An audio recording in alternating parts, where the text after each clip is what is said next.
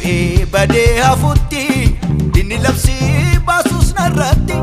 Waaqayyoon koo na jiraachisee buburraaqsee na faarfachiise akkan du'ee badee hafutti dinni labsii baasus narratti Waaqayyoon koo na jiraachisee buburraaqsee na faarfachiise Hamaan nan arganne hamaan nan arganne hamaan nan arganne hamaan nan arganne hamaan nan arganne hamaan nan arganne hamaan nan arganne hamaan nan arganne hamaan Singalateeffadha singalateeffadha Singalateeffadha singalateeffadha Singalateeffadha singalateeffadha Waaqummaa kee baree maqaa kee faarfadha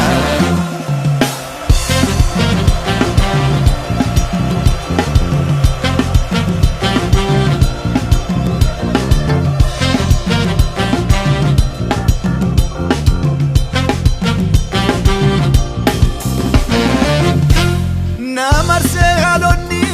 gurmudaan wal horee naannoo koo buufatu kan na wajjin jiru hundumarra caalaa dabarsee na laatu yaaduma daabiloos baduu koo odeessa na dhokseera Yesuus hangama isaa keessa yaaduma seexannii duuba odeessa na dhokseera Yesuus markaba isaa keessa gaarreenfatee natti ilkaan qaratu yaanni diinaa narratti raawwatu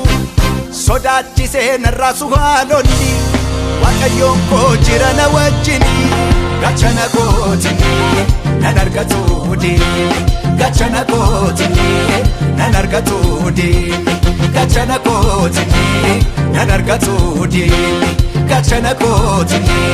nan argatu diini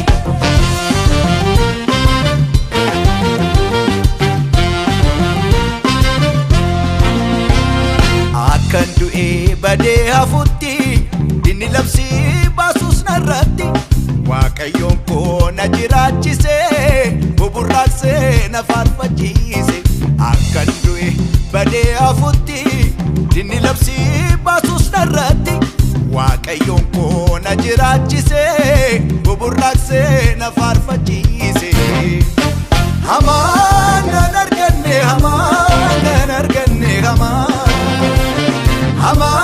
nan arganne hamaan nan arganne hamaan nan arganne hamaan nan arganne hamaan nan arganne hamaan nan arganne hamaan Singalateeffadha singalateeffadha Singalateeffadha singalateeffadha Singalateeffadha singalateeffadha Waaqummaa kee baree maqaa kee faarfadha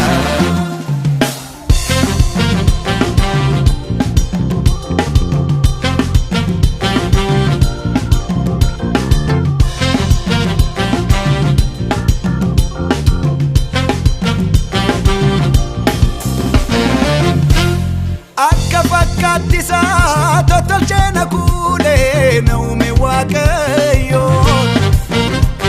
karoora sana laatu wamalee na waamne narraa qaba kaayyoo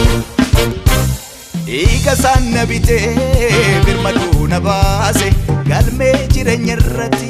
maqaa koo barreesse dhiiga isaan na bitee birmaduu na baase galmee bara baraatti maqaa koo barreesse baay'ee guddaa naaf qaba jaalala natti jaaree dhiiga isaatiin dallaa nan argatu yoomiyyuu haamaani olga isaa keessa bulaani gachana kootini nan argatu diini gachana kootini nan argatu diini gachana kootini nan argatu diini gachana kootini nan argatu diini